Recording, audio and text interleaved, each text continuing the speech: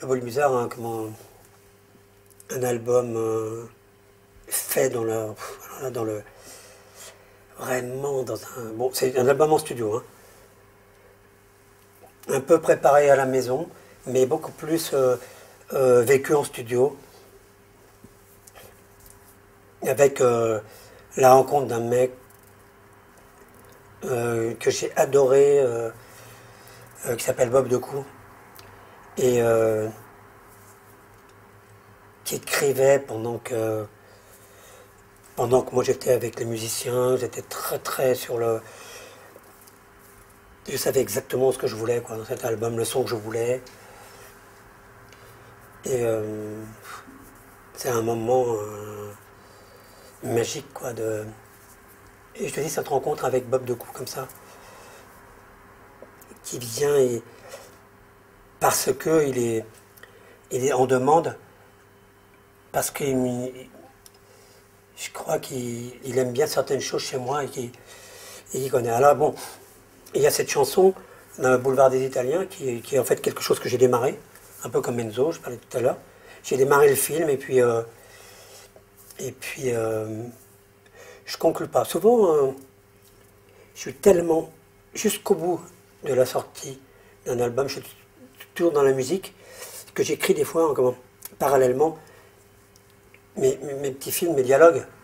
Puis des fois j'ai une relâche. Si j'écris pas d'un coup comme ça, comme la petite fille troisième, j'ai écrit cette chanson euh, en me garant à 21h. J'étais invité chez je sais plus qui, enfin, peu importe.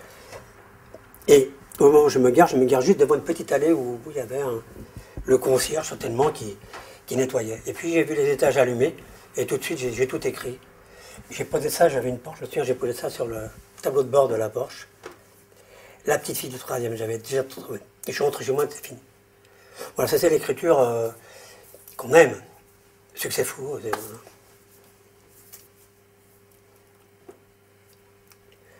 Le beau bizarre, oui, le beau bizarre, c'est... ouais, voilà, bon, c'est l'originalité, c'est l'esthétisme, c'est pour moi un album de studio très réussi, avec des mecs très... avec aussi... je me souviens, c'est ma première expérience avec le piano Yamaha que j'avais, où le son était... ressort beaucoup de cet album. Je ne sais plus comment ça s'appelait, ce Yamaha. Mais il y a toujours un rapport avec un instrument, parce que, en fait, moi, ce qui déclenche tout moi, c'est toujours le son, quoi, l'instrument.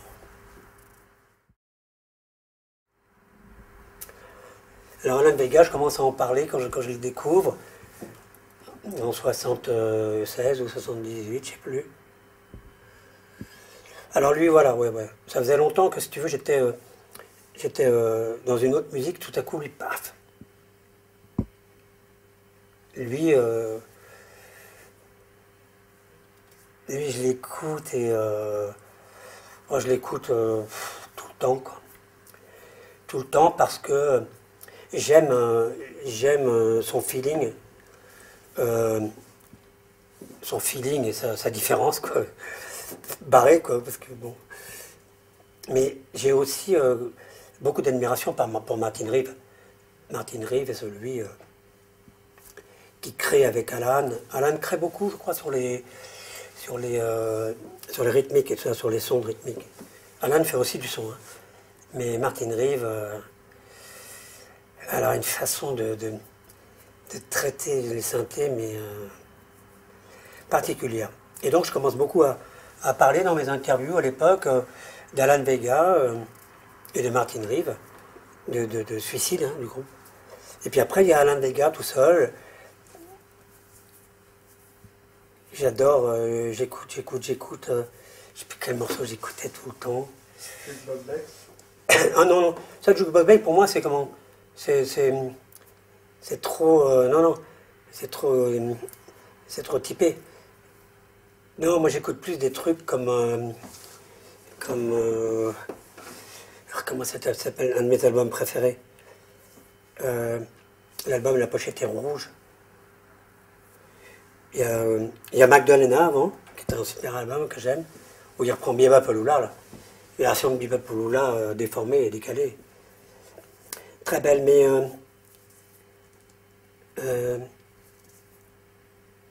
il y a cet album où il y a I Surrender. Slow extraordinaire, Surrender.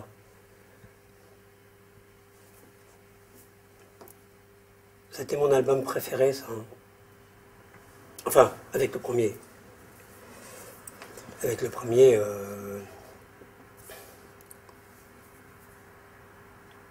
le premier, c'est que je l'écoute tout le temps. J'écoute. Il n'y a pas une semaine où j'écoute pas.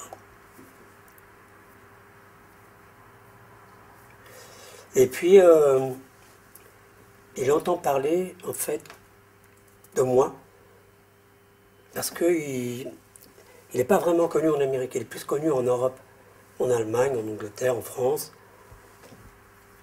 en Italie certainement. Et donc, un jour, un mec m'appelle, ouais, c'est en 92, par là, et un photographe, il me dit, j'ai rencontré Alan Vega, il m'a parlé de toi. Je dis, putain, c'est vrai. Il dit, ouais, il aimerait bien te rencontrer. Bon, c'est en 92. Et puis en fait, quand je suis en train d'enregistrer Bevilacqua, j'habite à Ferber, parce que je me suis fait une chambre dans le studio à Ferber. Mais c'est un album que j'ai préparé 4 ans à l'avance chez moi, c'est-à-dire que toutes les séquences sont déjà pratiquement existantes. J'ai vraiment tout mis sur des disques durs, et quand on arrive en studio, voilà, on va continuer avec Bucci et Veronica Ferraro, qui ont été des gens de rencontres exceptionnelles dans la création, des gens extraordinaires, qui avaient tout compris le film de cet album. Et ce photographe m'appelle en disant, je suis avec Alan Vega, est-ce qu'on peut venir te voir au studio? Et ils arrivent avec toute la bande, Alan Vega, sa compagne, enfin, quand je dis toute la bande, non, ils arrivent à 3. Et lui, il se met en retrait. Alan rentre dans ma chambre. J'avais des cartes, ça me fait, you wanna play poker? Je dis yes, et donc on a joué au poker. Et Ferraro, je ne savais vraiment pas qu'elle nous enregistrait d'ailleurs. Et c'est devenu une chanson de l'album Bevilacqua. Et puis à Las Vegas. Et puis ça a donné aussi 3 concerts. Concerts qu'on a fait ensemble à quelle année? Je crois que c'est 2002. Ouais, 2002. C'était on a fait un concert en Bretagne, très bien. Et puis on a fait un concert aussi à Paris. C'était pas la Cité de la Musique, c'était. Je sais pas, c'était Centre Pompidou, je crois. Ouais. Ouais, au théâtre de la Centre Pompidou. Et donc là, je faisais un concert. Et puis avec Alan, on faisait. Mais je me souviens. On n'avait pas pu vraiment travailler parce que j'avais 40 de fièvre, ce qui est très chiant. Ce qui est très décevant quand on doit proposer un truc pareil, quoi. Donc on avait fait à Surrender, mais pendant le concert, Alan arrivait. Voilà, mais en fait, ça reste un moment tellement magique. Et puis on a fait ce concert en Bretagne où j'allais mieux, et c'était vraiment un concert top. Et puis j'ai toujours des nouvelles d'Alan. Il aurait pu être dans le dernier album, mais il y avait d'autres. C'était un autre casting, tu vois. Mais moi, je pense qu'on va se revoir quand même bientôt, quoi.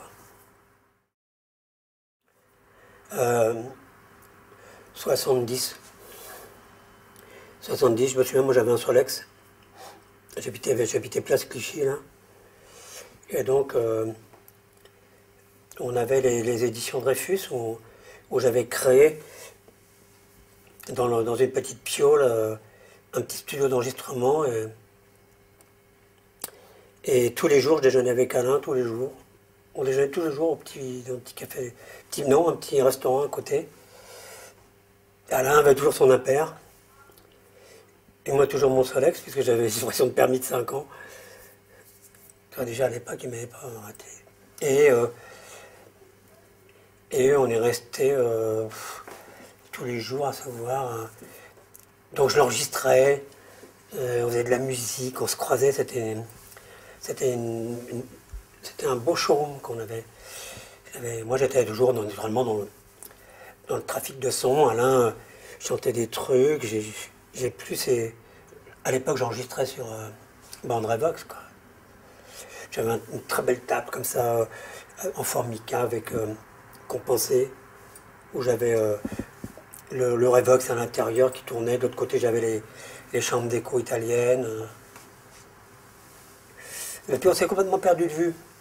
En 73. En 73, il est parti. Je l'ai plus revu. On a taillé une route, tu vois, chacun. Je pense que c'est Gabi, il a dû faire Gabi en 78 par là. Je crois, hein.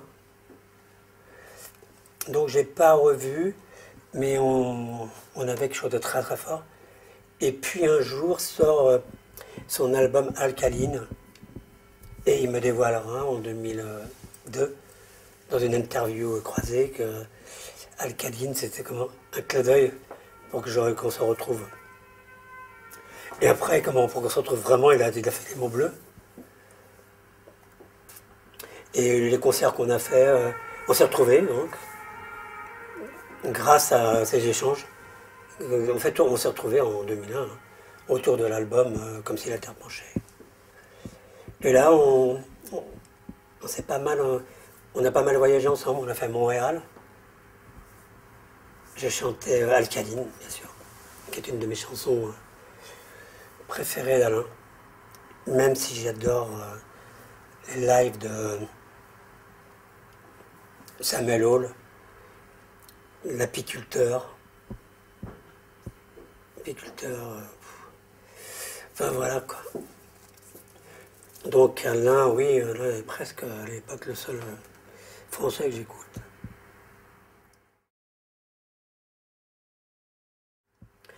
Ah bah oui, voilà, tu vois, je suis toujours, tu sais, bon, en fait j'aime les beaux livres, voilà. Surtout comme j'aime quand c'est des auteurs que j'aime, comme Edgar Poe ou comme Apollinaire ou quelques raretés de poèmes de Rimbaud. Je suis pas un classique dans la lecture. Je pense pas que ce soit une faille. C'est juste que j'ai une approche différente de la. J'ai pas mal lu. Tout à coup, c'est vrai que quand j'ai la passion, comme j'ai pu traverser avec Bukowski ou avec Fante surtout, donc j'ai dévoré Fante.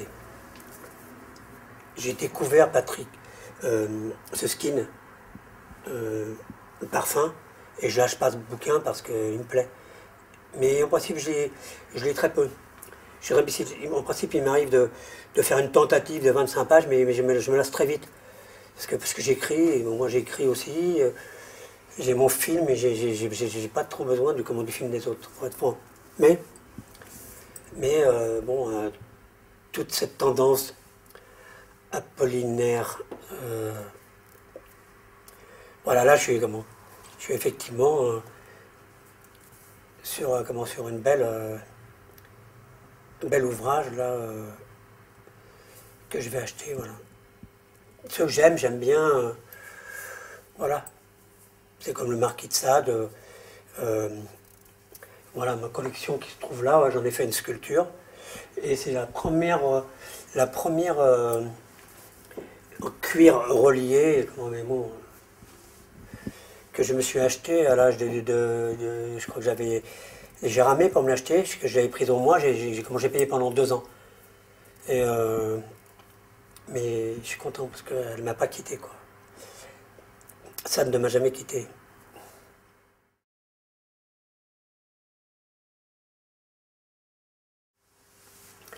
À Brno, oui, j'ai toujours là. J'ai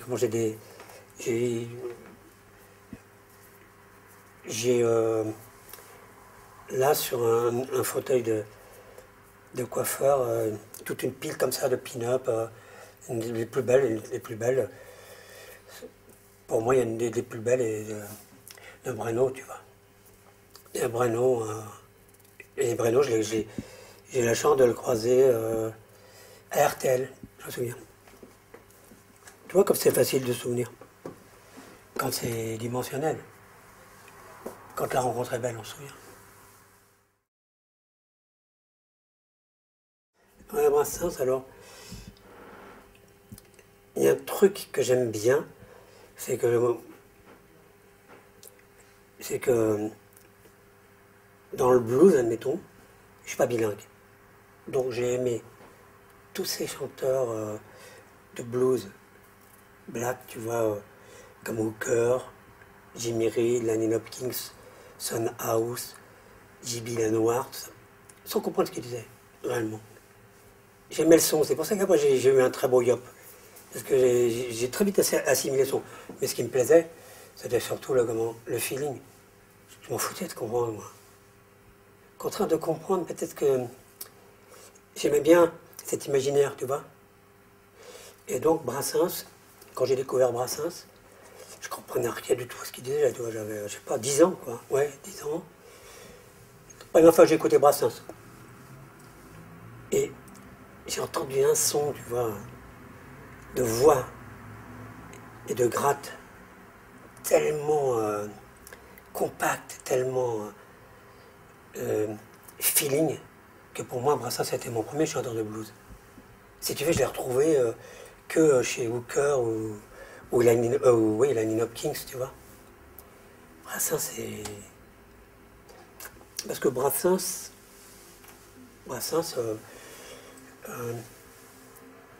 je sais pas si je dis une connerie, mais je pense que Brassens faisait d'abord un tapis sonore avec sa guitare et qu'après il mettait les mots. Parce que, vu ses textes, c'est obligé qu'il ait mis ses mots sur de la musique et à des moments, ça a fait des failles qui sont devenues, des gimmicks originaux au niveau des mots. Tu vois, des trucs sur Brassens, à mon avis, c'est pas quelqu'un qui écrivait les textes et qui mettait la musique dessus, quoi. Non, c'est un mec qui faisait du son, quoi. Brassens, à mon avis, chantait en yop. Tu vois, il a fait du yop, Brassens. Et puis voilà, Brassens aussi, c'est quand même la seule fois où je dis à un mec, quand j'ai 22 ans ou 23 ans, j'ai dit, putain, il me dit, je sais où est la maison de Georges Brassens à Crépierre. Je dis, c'est pas vrai. Il est 3 heures du matin, j'ai dit, putain, viens, on y va. Tu me la montres. Et donc j'ai fait quand même le tour du grand mur de la maison de Brassens à 2 heures du matin, en me disant, putain, c'est là qu'il habite. C'est tout ce que j'ai rencontré de lui. C'est déjà pas mal, hein. Déjà l'envie. Ouais, Aline est un blues. Tous ceux qui sont des puristes comme moi du blues ont dû entendre qu'Aline était un blues. Ça s'entend. Et au début, quand je la fais, et surtout j'écris très très vite aussi, Aline. Je la fais à la guitare, comme ça, très très bonne guitare, donc je la fais vraiment blues, quoi. Elle prend une autre dimension musicale, parce que ça va être ma première... la première fois où je croise je rentre dans un studio, à Blanqui, boulevard Blanqui-Philippe, c'est un studio, mais à craquer tellement il était bon, avec un mec qui s'appelait Roger Roche, qui était un ingénieur du son, mais trop bien, quoi. Et là,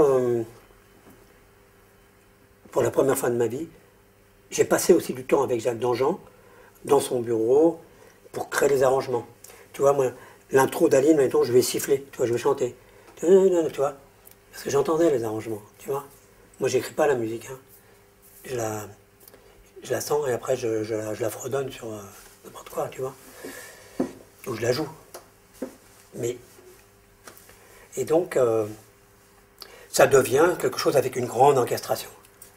Pour Jacques Dangean, qui à l'époque est un mec qui travaille quand même avec des Américains, qui est connu, tu vois, il travaille avec, je sais pas moi, avec, je sais plus qui travaille, je sais plus comment ça s'appelait, le mec qui travaillait avec Michael Jackson, comment il s'appelait?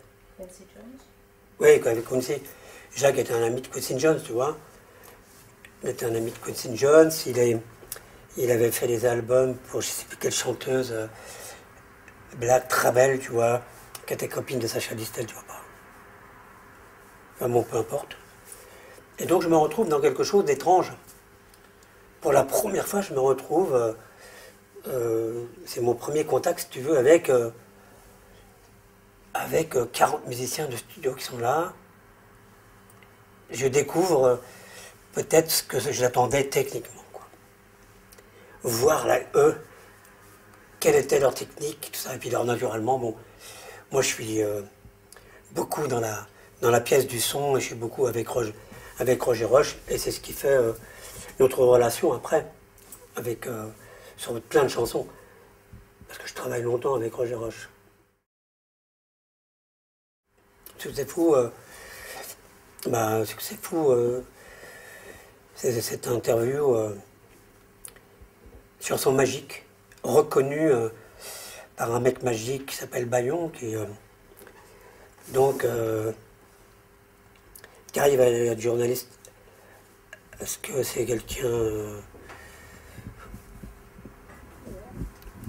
tout à coup qui se retrouve à Libé alors qu'on s'est croisés, 74 on parlait tout à l'heure de 74, mais à l'époque Bayon, je crois qu'il a quand même je me demande s'il n'a pas une blouse blanche.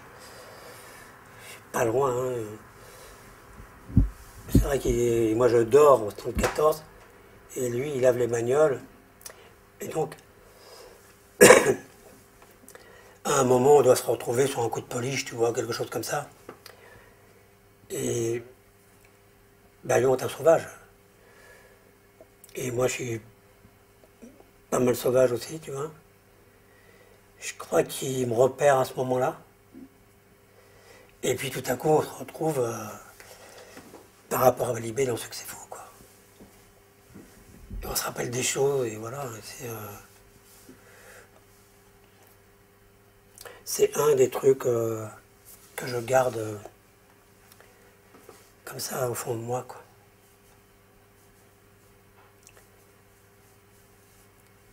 J'aime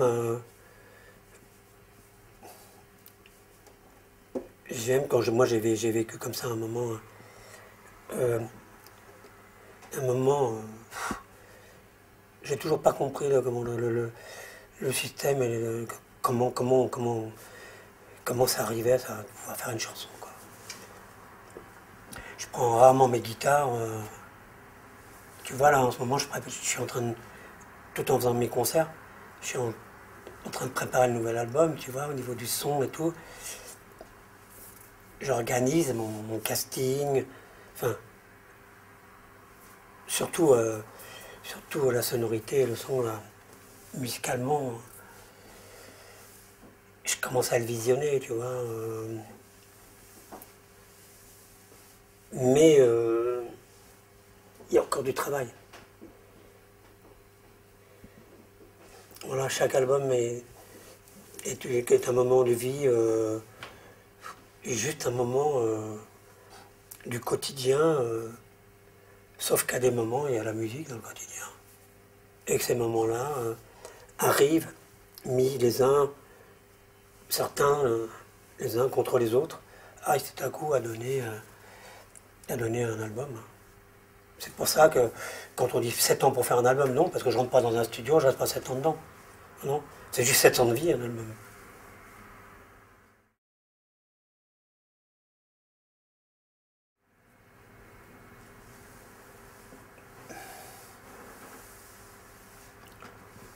Euh,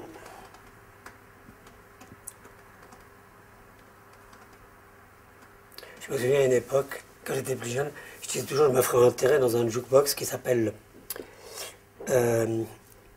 qui s'appelait comment ce jukebox, qui a été fait pendant la guerre, la Deuxième Guerre mondiale, et qui avait vraiment la forme en bois, très très haut, le Victory de Wurlitzer. Le Victory de Wurlitzer, c'était un truc vraiment en bois, et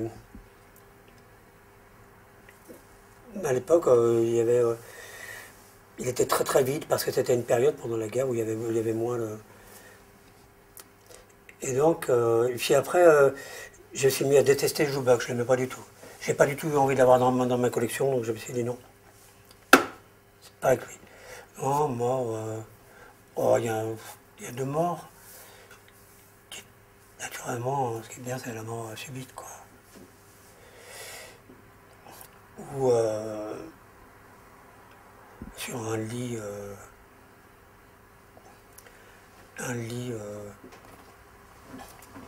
aux larmes des rousses, ou alors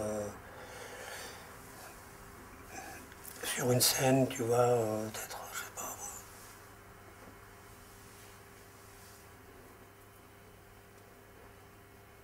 T'auras qu'à me le dire, comment, tu vois,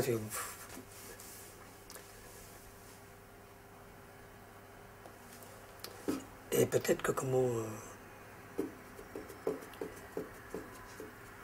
ouais, ouais, le côté bagnole, tu vois, dans la destinée, comme ça, mettons, de stars, très jeunes, comme James Dean, c'est comme ça, bon, c'est...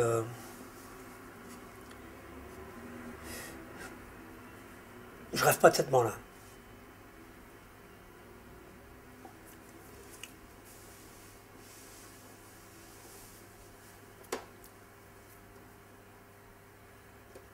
Mais bon, voilà, je sais pas si...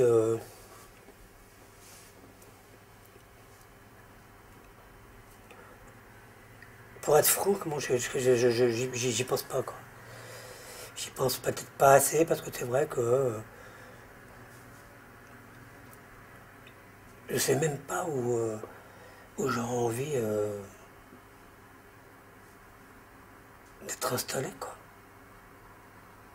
C'est vrai quand même qu'on m'installe quelque part, quoi. Dans un bel endroit, que je mérite quand même un endroit où l'esthétisme comment perdure, au moins. Ouais, quand même que j'y pense, bordel. Tu fais bien de m'en parler. Je vais le noter.